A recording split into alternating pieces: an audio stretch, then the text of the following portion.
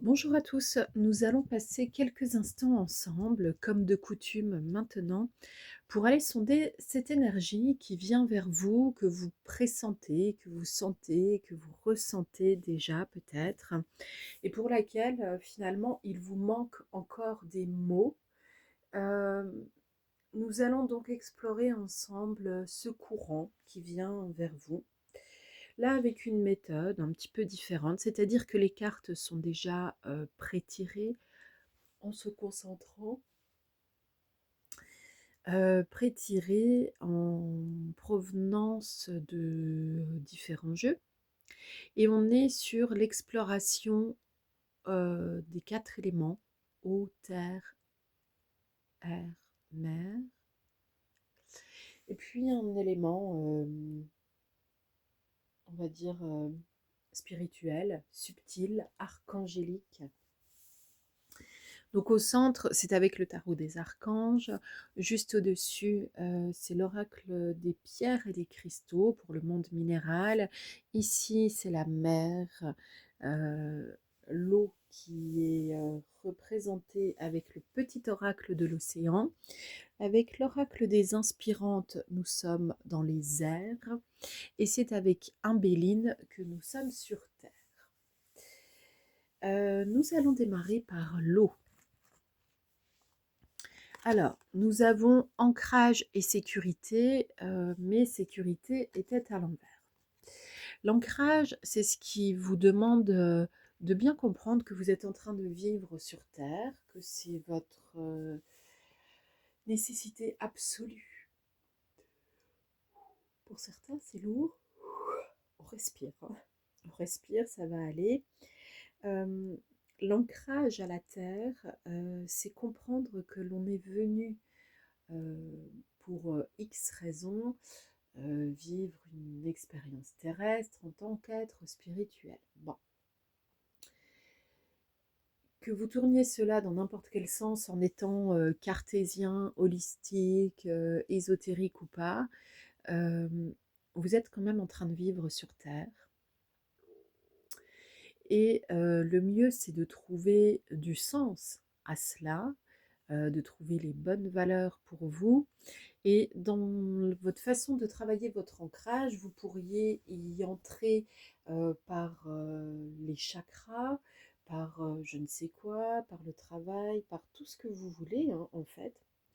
Mais là, il y a nécessité de comprendre que votre ancrage vous demande une attention particulière au point peut-être de vous faire vivre certaines insécurités qui vous épuisent et vous mettent un petit peu à l'envers au niveau énergie.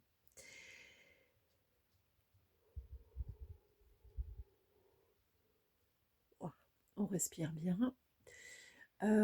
Si de temps à autre, effectivement, vous m'entendez dire on respire et puis faire des exercices de respiration, c'est que nous sommes en train d'intégrer quelque chose, d'expulser. Et en tant que messager, que médium, cela me traverse aussi.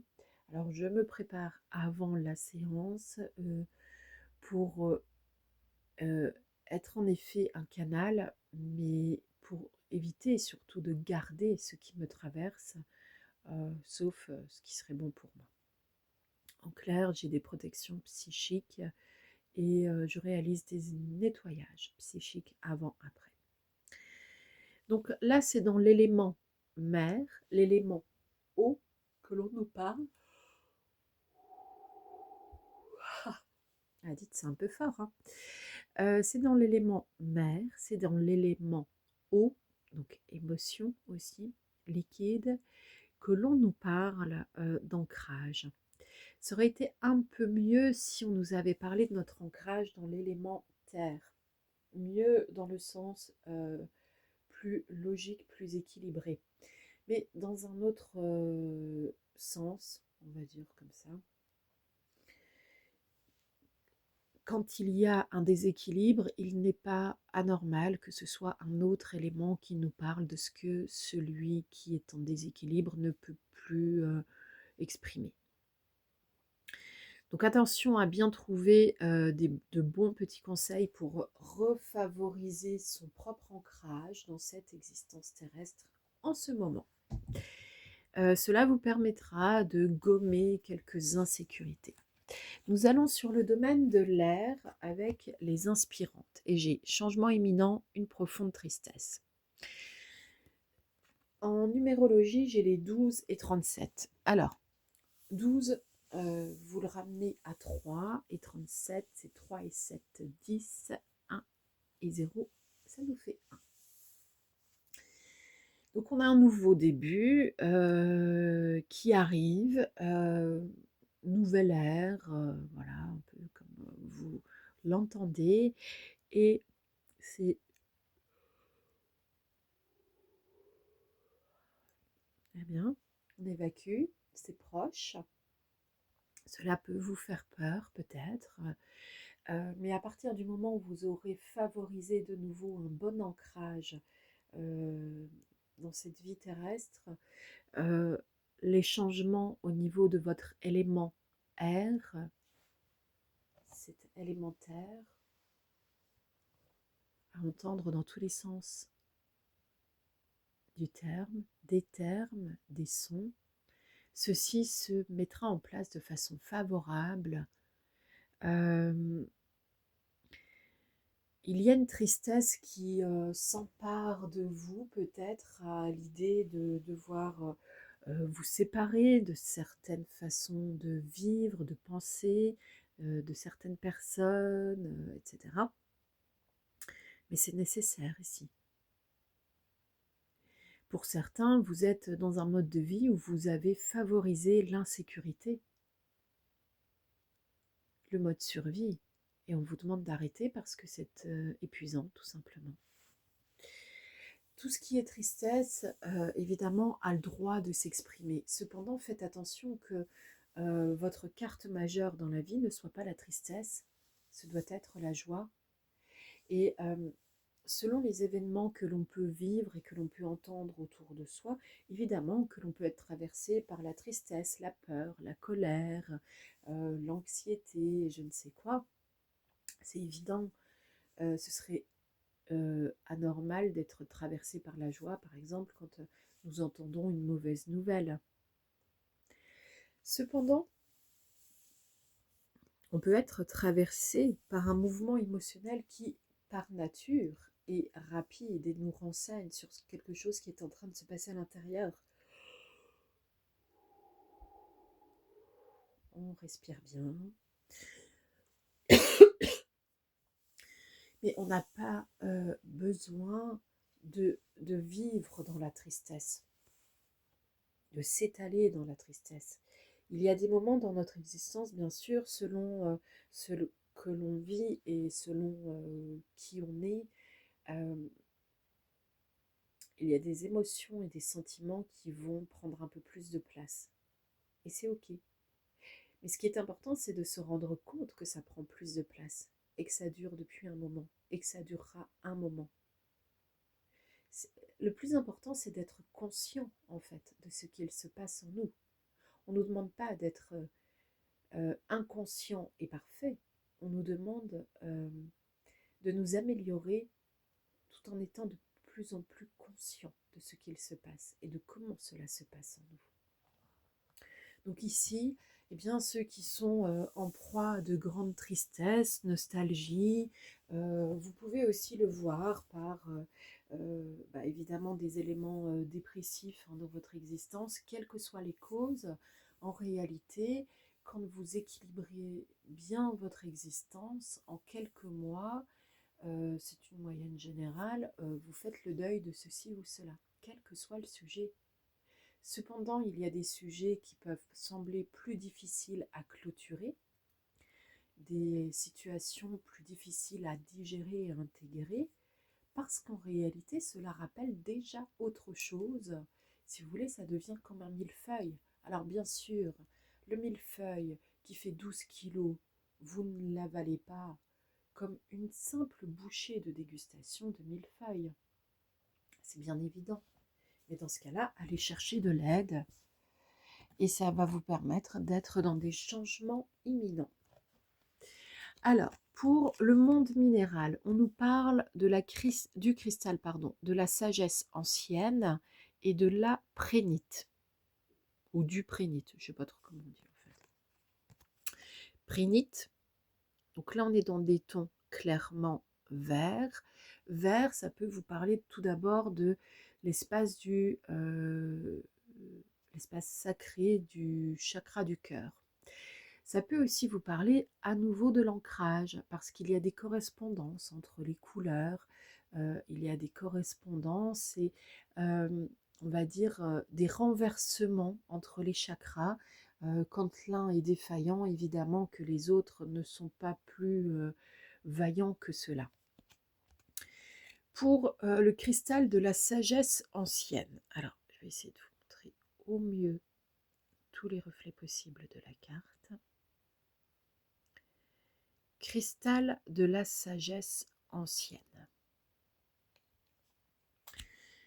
Donc pour ceux qui commencent à me connaître, vous saurez certainement que en général, j'évite au maximum l'amas de pierres, etc., de cristaux, parce que eh bien, j'ai on va dire un lien particulier avec dans le ressenti, dans le vécu vraiment émotionnel avec le monde minéral. Et pour moi, il n'est pas acceptable que l'on puisse euh, réaliser des collections et des amas de pierres, de minéraux et ainsi de suite, alors que tout cela provient d'une part du besoin d'acquérir, de posséder, ce qui n'a plus rien à voir avec le cœur et l'énergie du cœur, l'amour en soi. En clair, ce n'est plus faire alliance avec le minéral ou le cristal en le remerciant de sa présence et de son don. Okay.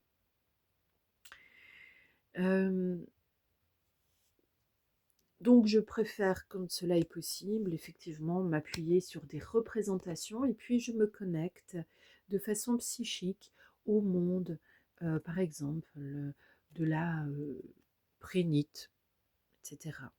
Pour ma part, sur pas mal de choses, je fonctionne avec l'énergie du mot et en synesthésie, ce qui fait qu'à partir d'une couleur, je suis dans les sons et ainsi de suite. Et puis j'ouvre une porte de façon médiumnique et sécurisée dans le monde minéral pour me connecter au déva de telle ou telle pierre quand cela est permis. Il arrive que l'on ne soit pas autorisé à tout faire dans le monde. Ici, avec donc le monde minéral qui nous offre finalement deux facettes, nous avons besoin effectivement de polir un peu encore les énergies de notre premier chakra, le racine, mais également celui de notre cœur. On respire et puis tous ces nouveaux chakras. Parce que si vous fonctionnez encore sur une liste de 7 chakras principaux, vous êtes dépassé. Donc vous pouvez monter au moins jusqu'à une quinzaine de chakras principaux.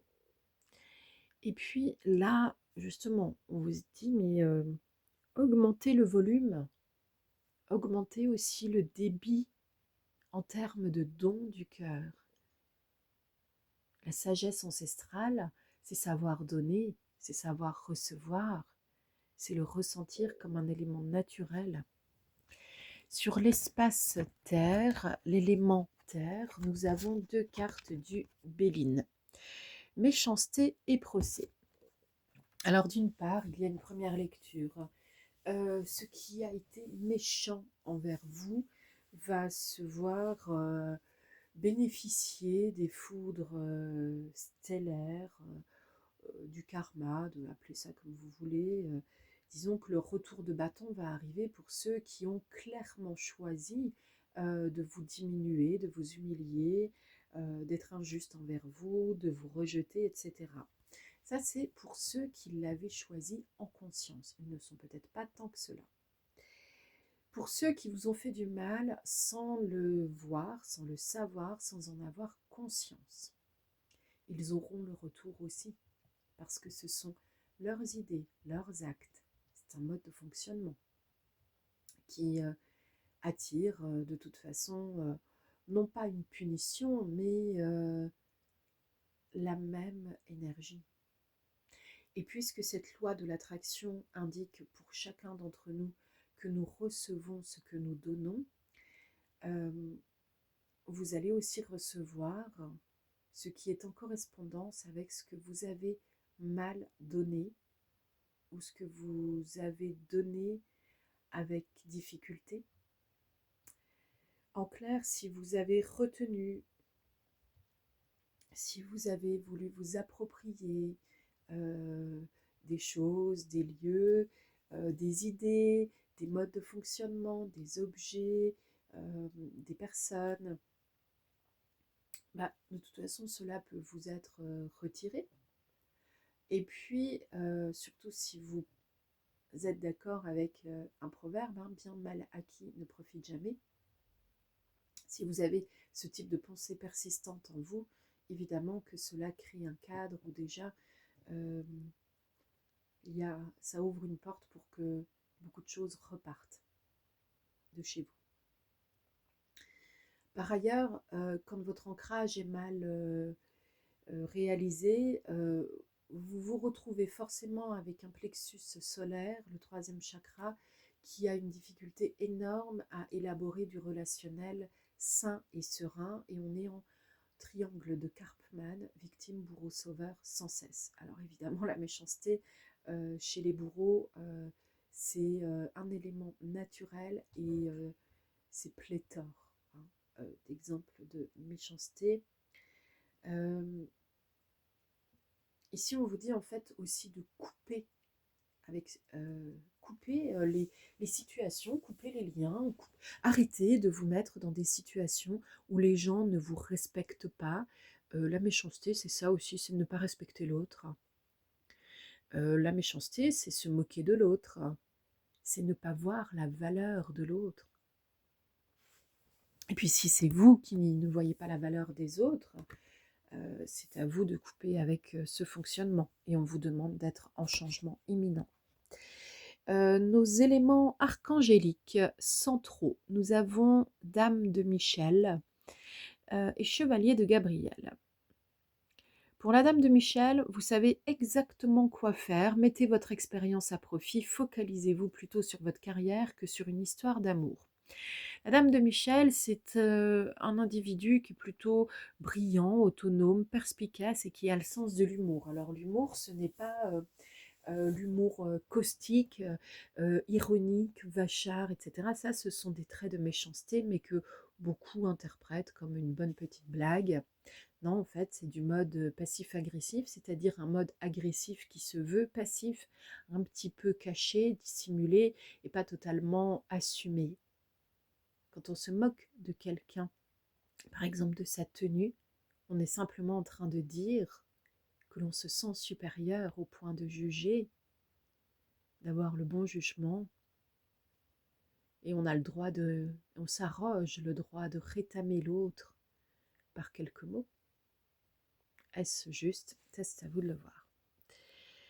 Chevalier de Gabriel, il est temps d'agir, vous vous passionnez pour une cause, vous savez instinctivement ce qu'il faut faire. Bon, on a quand même deux cartes qui nous disent, vous savez exactement quoi faire, vous savez instinctivement ce qu'il faut faire. Ok. Chevalier de Gabriel, là on nous parle d'une personne sûre d'elle-même, enthousiaste, courageuse, charismatique. Donc charismatique, c'est quand même avec de la puissance en soi. La puissance peut s'appuyer sur la connaissance du monde, d'une partie du monde, et on a là une pierre de sagesse ancienne là quand même, hein, un cristal. Ok.